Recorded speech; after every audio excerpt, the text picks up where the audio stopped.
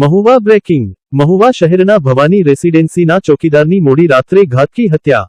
મહુવા શહેરના વિટીનગર રોડ ઉપર આવેલી ભવાની રેસિડેન્સીના ચોકીદાર રાજેન્દ્ર કુમાર રાત્રે સૂતા હતા ત્યારે હત્યારાએ તીક્ષ્ણ હથિયાર દ્વારા મોડી રાત્રે કરી હત્યા।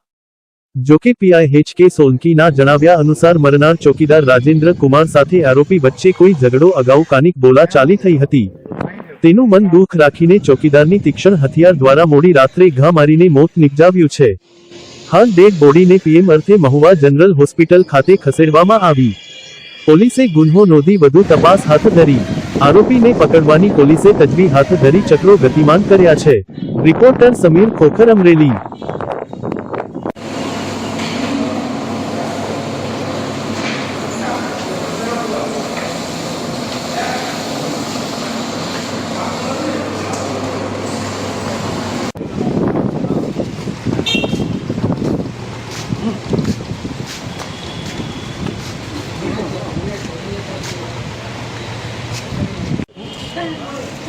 माथे उठाड़ी दो, उठाड़ी माथे उठाड़ी दो, બે ત્રણ દી હોય ઉઠાડી દો।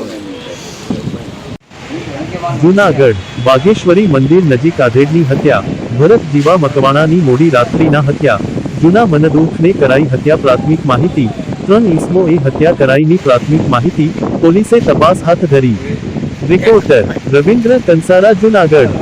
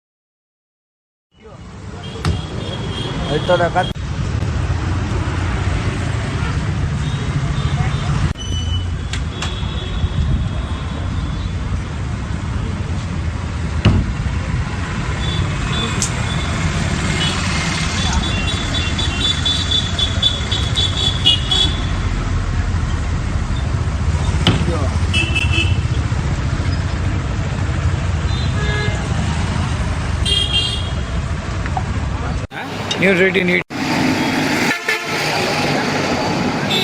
आ गाड़ी तो हमारी लो क्या कहाँ लेते टीवी न्यूज़ वाला है।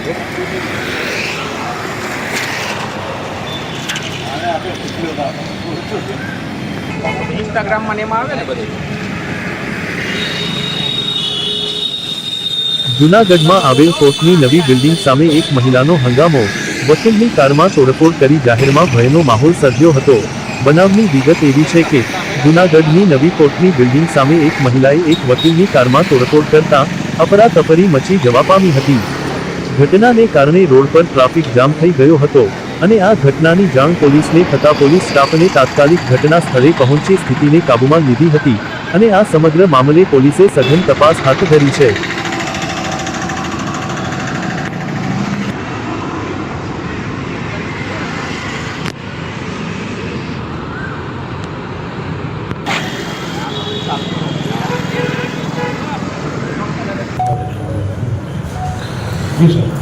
ગઈ મોડી રાત્રે ભવનાથ પોલીસ સ્ટેશન વિસ્તારમાં આવેલા વાઘેશ્વરી મંદિરના ગેટની બહાર એક જે બનાવ બનેલો, જેમાં ફરિયાદી રમેશભાઈ જીવાભાઈ મકવાણા એ ફરિયાદ આપેલ કે તેમના નાના ભાઈ ભરતભાઈ જીવાભાઈ મકવાણા જે છેલ્લા 12 વર્ષથી ભવનાથમાં સાધુ બની અને રહેતા હોય અને ગઈકાલે તેમને ફોન આવેલો, આથી તેઓ હોસ્પિટલ ગયેલા અને ત્યાં તેમને જાણવા મળેલું કે તેમના ભાઈ જે આ ભરતભાઈ છે તેમના શરીરે ગંભીર ઈજાઓ પહોંચાડી લોહીલુહાણ કરેલ અને મરણ ગયેલા હોય।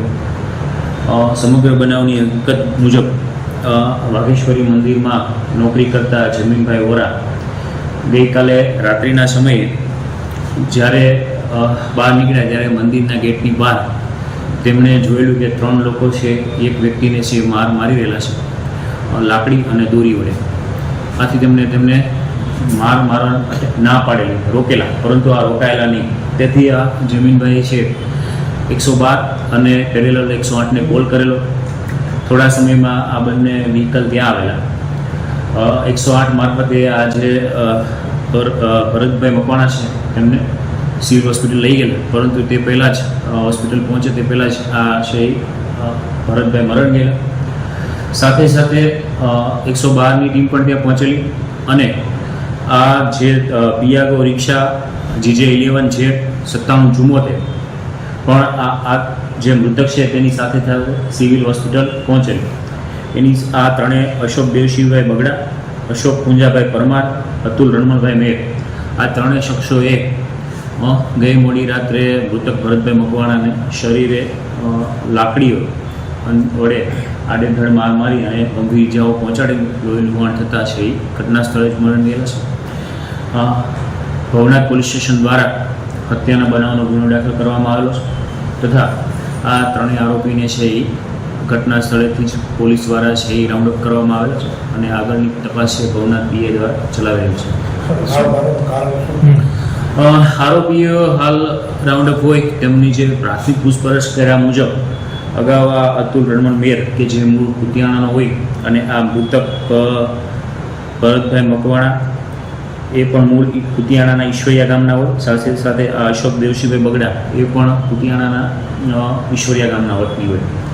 તો અગાઉ તેમની જૂની જે માથાકૂટ થયેલી અને આ અતુલ રણમણભાઈ મેરના ઘરે એમની વાઇફના મંગળસૂત્રની જે ચોરી થયેલી એ બાબતની શંકા રાખી અને આ લોકો વચ્ચે બોલાચાલી થયેલી આ બાબતે જ મતલબ મારામારી થયેલો હાલ છે એ પોલીસની પૂછપરછમાં જણાવેલા છે.